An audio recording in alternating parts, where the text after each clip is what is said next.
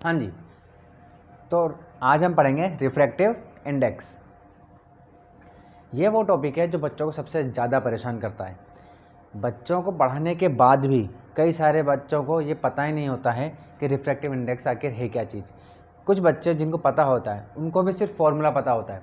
वो अगर उनसे पूछेंगे कि रिफ्रैक्टिव इंडेक्स क्या होता है तो वो बताते हैं सर C/V रिफ्रैक्टिव इंडेक्स होता है। ठीक है, यानी कि velocity of air upon velocity of light in air upon velocity of light in the medium. ठीक है, ये बता देते हैं वो लोग।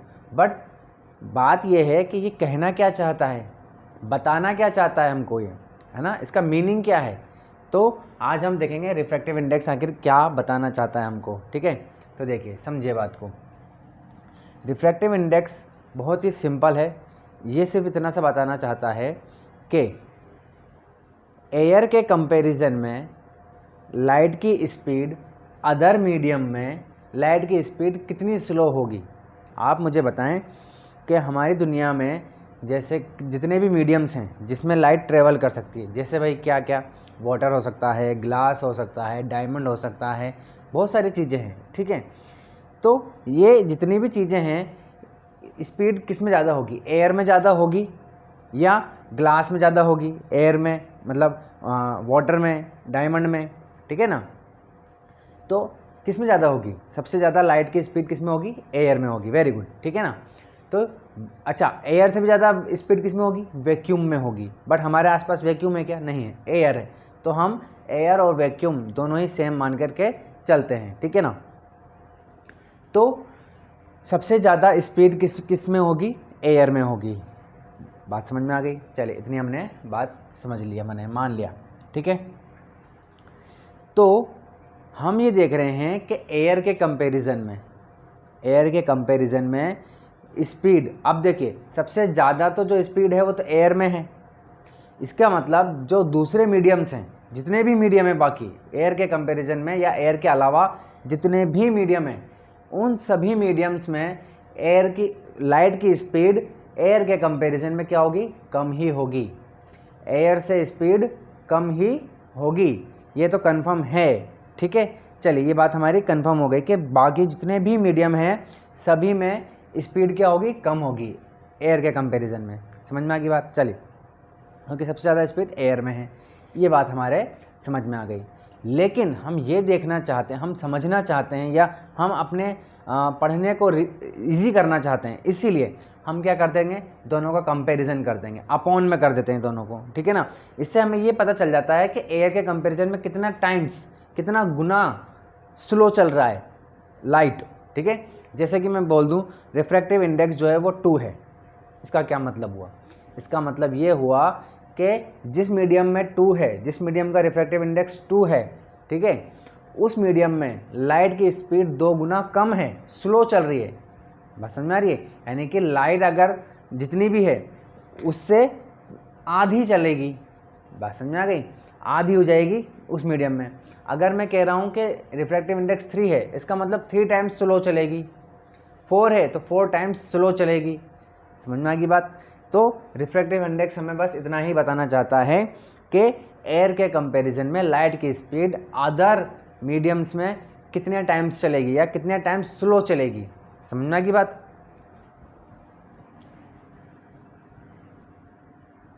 जैसे अब देखिए फॉर्मूला क्या है इसका, refractive index, refractive index is equal to, क्या होता है इसका फॉर्मूला, इसका फॉर्मूला होता है, अच्छा देखिए, अगर आपको जब भी ये पता करना है कि कोई किसी के कंपैरिजन में कितना टाइम्स है, कितने टाइम्स ज़्यादा है, कितने टाइम्स कम है, ठीक है, ये पता करना होता है तो अपॉन किया जाता है। ठीक है, तो देखिए, तो ऊपर आ जाएगा हमारे पास speed of light, LIGHT, in air और वैक्यूम। ठीक है, अपॉन में क्या आ जाएगा, speed of light in medium.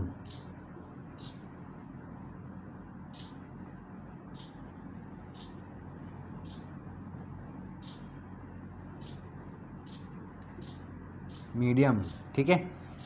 तो देखिए speed of light in air, इसको हम दिखाते हैं किससे, सी से, और speed of light in medium को हम दिखाते हैं किससे, वी से। समझ में आई बात,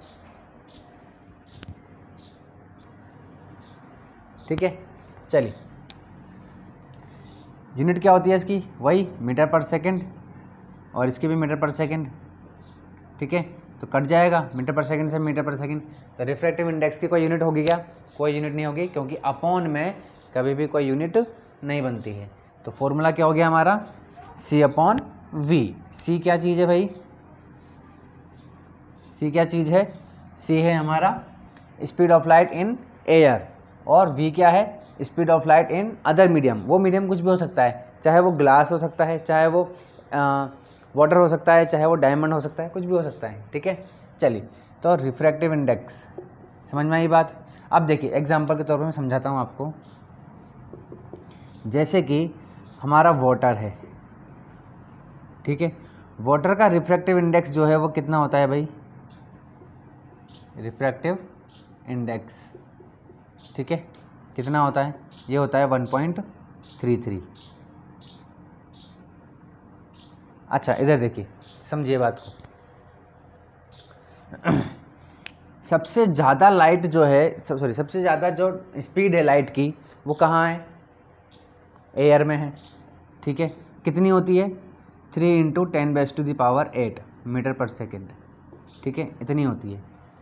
अब ये बात तो कंफर्म है कि अदर जो भी अदर मीडियम्स होंगे उनकी स्पीड इससे तो कम ही होगी। बात समझ में आ गई, इससे ये जितना भी नंबर है इससे कम होगी।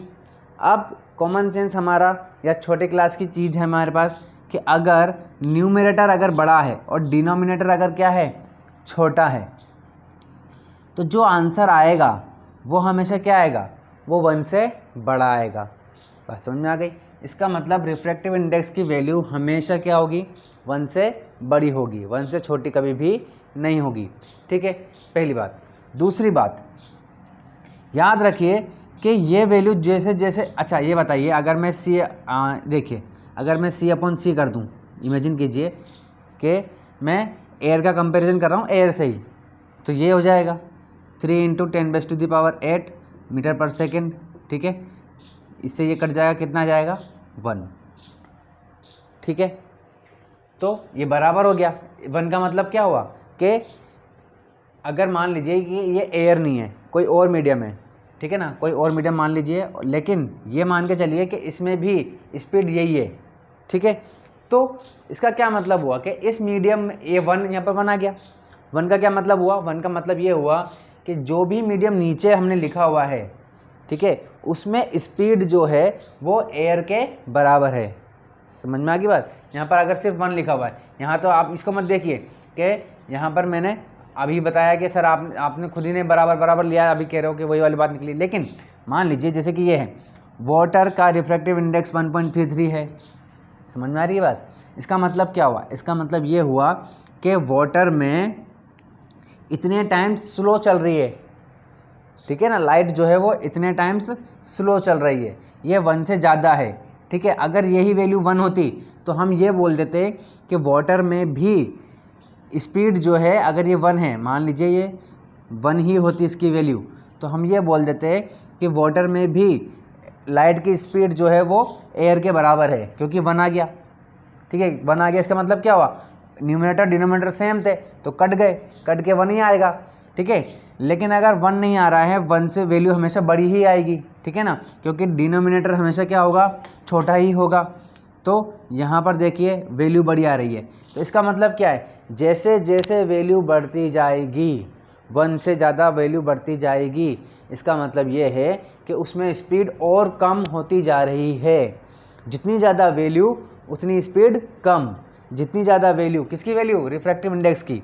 जैसे कि मैं बताऊँ आपको, वाटर की इतनी है, ठीक है, आइस, अगर आइस है तो आइस की होती है 1.31, कितनी होती है, 1.31 आइस की रिफ्रैक्टिव इंडेक्स। इसका मतलब क्या हुआ इसका मतलब देखिए इससे कम है ये, ठीक है। इसका मतलब क्या हुआ कि इसमें स्पीड वाटर के कंपैरिजन में ज़्यादा है, ठीक है। यानी कि सोचने वाली बात है कि आइस सॉलिड है, ये लिक्विड है, उसके बावजूद आइस में लाइट की स्पीड जो है वो क्या है भाई, ज़्यादा है।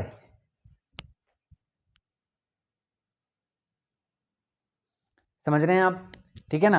यानी कि वैल्यू जितनी कम उतनी स्पीड ज़्यादा, वैल्यू जितनी ज़्यादा स्पीड उतनी कम या उतने ही टाइम्स कम। यहाँ 1.33 है, इसका मतलब 1.33 टाइम्स स्लो चलेगी वाटर में। अगर मैं ग्लास की बात करूं, ग्लास का रिफ्रैक्टिव इंडेक्स बताओ भाई, ठीक है। तो ये होता है कितना, 1.52।